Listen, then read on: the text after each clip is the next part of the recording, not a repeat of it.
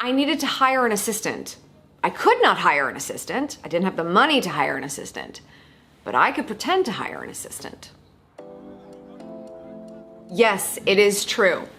Years ago, I had a fake assistant. When I first started my career, the hardest thing about it was wanting to be more legitimate and higher level than I actually was. But when you're first starting on a business, you don't have a ton of resources, you can barely make enough money to pay yourself, and no one's taking you seriously, not even you. One thing that I realized was holding me back when it came to reaching my potential and making more money is that it was a little too intimate in negotiations, whether I was trying to do a speaking engagement or bring on a new client. Dealing with me directly was causing my operation to look as small as it actually was.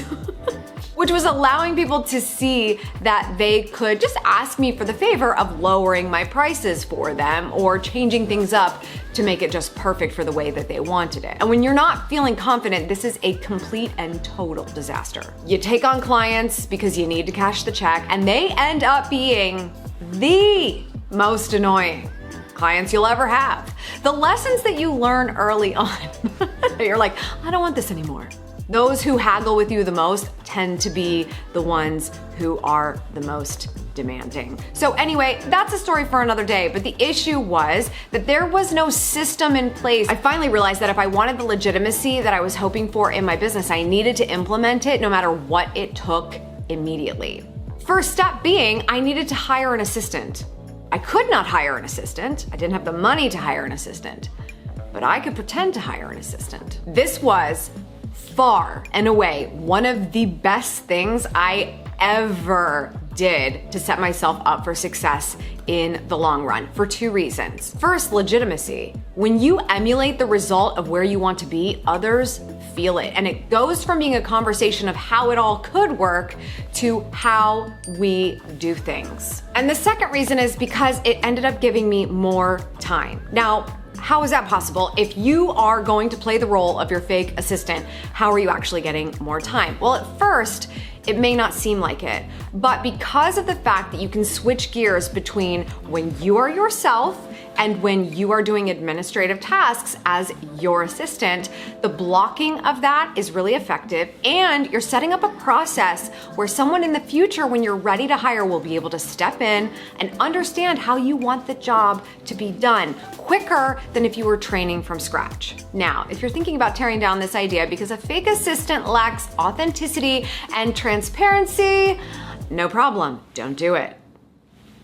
I genuinely don't think you should do something that you don't believe in. But if you are bootstrapping in your business and you'll do whatever it takes to get to the next level, you might want to consider this because it could completely change the game for you as it did for me. All right, I'm gonna break this down for you step by step completely, but before you go, make sure you check out the downloadable PDF in the description because I have written it all out for you there as well.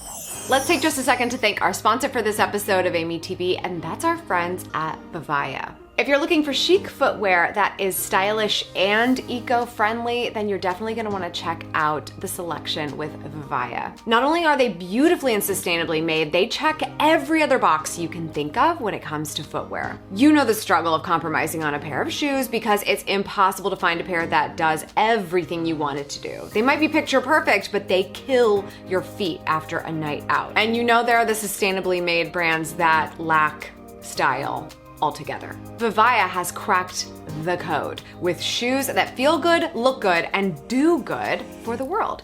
No sacrifice here. Better yet, all of their products are made with recycled materials. Each pair is made with 6 plastic bottles that come from either city waste or the ocean, though you would never be able to tell because they are so soft. I've personally been loving my Aria 5 ballet flats for a comfy staple that is still super chic. These breakthrough plant-based shoes are where fashion meets science. Since they're made of hemp fabric, they inactivate bacteria and destroy microbes within an hour, which means that your feet can stay airy and fresh no matter the weather, which is great for me in this Florida heat. They come in 4 beautiful neutrals and are so flexible that they literally fold in half in your purse.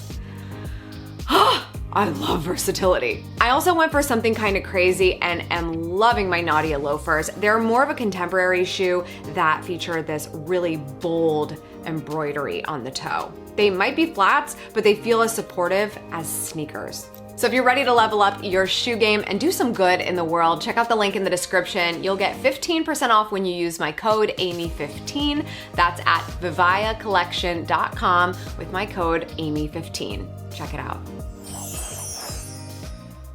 As the saying goes, you need to spend money to make money. But in this case, not a lot. You're going to be spending on something very smart that you would probably do anyway, but I just want to remind you. You need a vanity URL for your business. This is very important for legitimacy, and it's going to help us on the email front. If you have a legitimate business, you can spring for $10 a year or less for the URL of your choice. So let's say you're a vegan cookie company. You might buy vegandelights.com. Or maybe you're a personally branded business like me. I own amylandino.com. You could be charlottejones.com. Acquire that URL, buy it, own it, okay? We're gonna use it. Once you have it, head over to Google for Business or something like that so you can set up your email addresses with your vanity URL.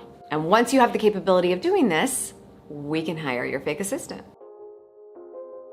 You of course need an email for yourself, but this is specifically and only for the CEO, the talent, the top dog. When someone is speaking with you directly, you need charlotte@charlottejones.com. Next, and this is key, we're gonna set up a separate inbox with a different email address. And this, yes, you guessed it, is for your fake assistant.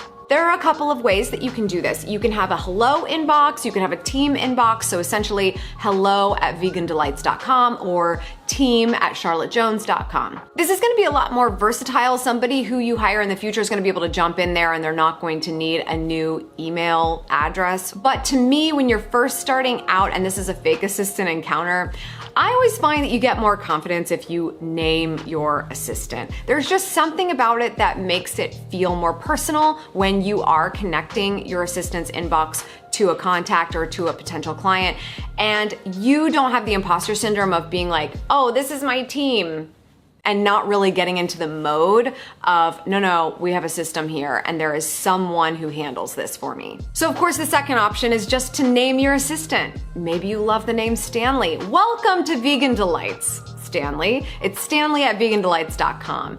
Or hey, Gertrude, I am so excited for you to get started with us. Gertrude@charlottejones.com. If you then have a name, it's a lot easier in those emails to say, okay, I'm connecting you to Gertrude and she's gonna help us stay organized here. I would like to sidebar very quickly and discuss sexism when it comes to your fake assistant. I was very surprised with TikTok when I shared this process over there, and I got a lot of comments of people saying, oh yeah, I have an alter ego, I have a fake assistant, and it's a dude, it's a male. And to that, I found that very interesting. I have never really studied this. I have never decided, oh, I'm gonna use a man's name versus a woman's name to see if they're treated better. But if you are practicing growing a business and being a leader, if you think for some reason that a man as an assistant is going to be treated better or communicated with more effectively than a woman, then you're actually not going to get a lot more practice in being the biggest advocate and cheerleader for your team. Anytime I've ever had someone communicate with my real or fake assistant in a derogatory or negative or infuriating way, I found out really quickly who I was gonna do business with and who I wasn't. So, if you decide that your assistant needs to be a male for some reason, if that helps you from a confidence standpoint, do you? But yeah, I actually think you'll learn a lot about email communication in general, and I would really hope that one of those things is advocating for anyone you decide to hire. Okay, it's time to start implementing the process with your fake assistant. First of all, we have to put this email address in critical places. So think about your social platforms where there's a one tap to send us an email.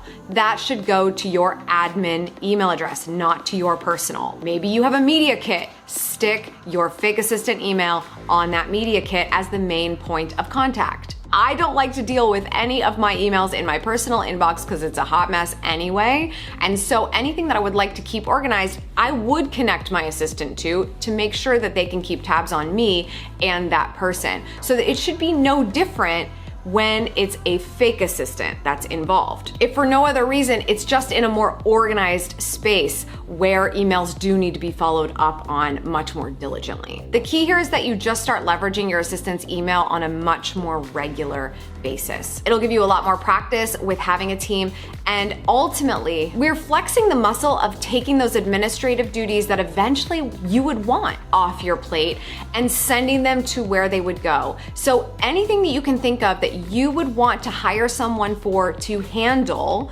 whether it's arranging for a dentist appointment or scheduling your coffee meetings or making sure that you have somewhere to shoot your next YouTube video, start copying your email for your fake assistant on that correspondence so that eventually that process in the future is going to be so much easier to delegate.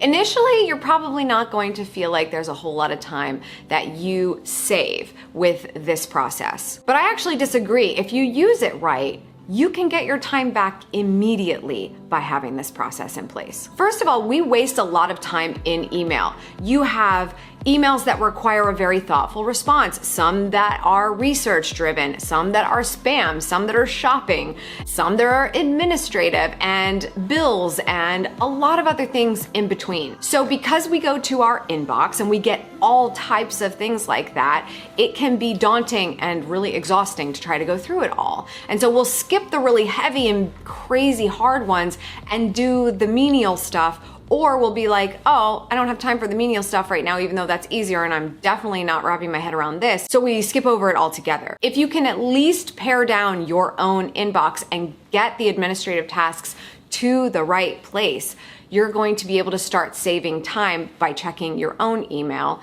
and when you're dealing with those administrative tasks. Now, when you put on that like alter ego of I am Gertrude, I am going to reply to my admin stuff, I'm gonna start scheduling some appointments, I'm gonna start booking some things, you're in that mode, it's doer mode. And so when you go to do those emails, you know what you're gonna get when you get there because it's a very intentional place for where you deal with the details. And so if you actually block time for fake assistant emails, it is getting a lot more time back. You are much more efficient in getting those things done. And then you can get back to your CEO hat, your talent hat in, let's say, your other inbox or actually doing real work. The biggest thing here is to be very intentional when you are working through your fake assistant emails, because eventually we don't want a fake assistant, we want a real one. We want someone who actually handles this stuff. So the better you label things, the better you put things in folders, maybe you save some copy that you tend to use a lot as canned copy, then that's going to really, really help in the future when you want to onboard somebody much more quickly and give them a place where they can see literally how you would handle that type of communication. Probably one of the most valuable aspects of this tactic is the gatekeeper effect.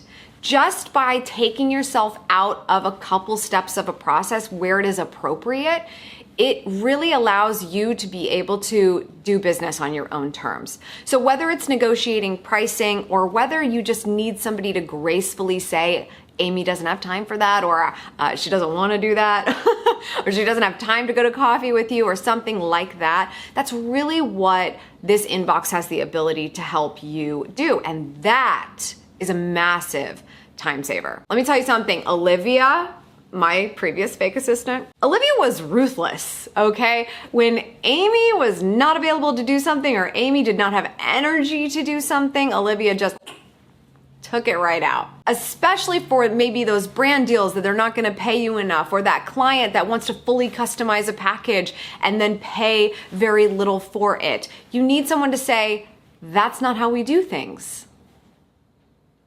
And mean it when they say we. And by the way, it's just business. Anyone who takes this personal is not seeing the vision, and they're probably not somebody that you're gonna work very well with anyway. If someone is irritated because you brought your assistant into things, whether they're real or fake, this happens with real assistants all the time. Oh, you passed me off? Yeah. you should be doing the same thing. You should be making better use of your time than sending 10 or 20 emails back and forth of when would be a good time to get on a Zoom call. One of my top favorite things in the world to hear from someone is this feedback. Oh my gosh, I wish I had a Gertrude. I wish I had a Hannah. That tells me that my assistant is representing me so well that the perception of our business and the way we get things done is appreciated by someone else, and they're having a good experience with my company. That's customer service. And that is what matters in growing something to last a very, very long time.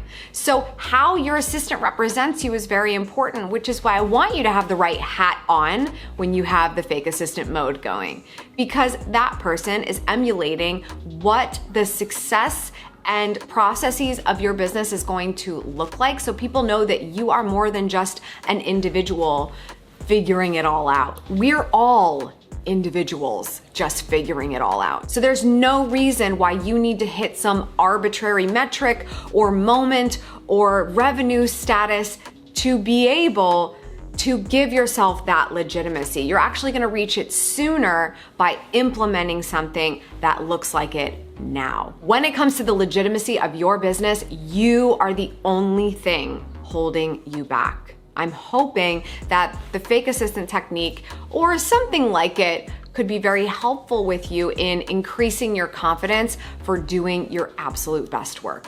That's all for today. Thank you so much for tuning in. I appreciate it. As always, remember, subscribe for good vibes, kiss the ones you love, and go after the life you want. Cheers.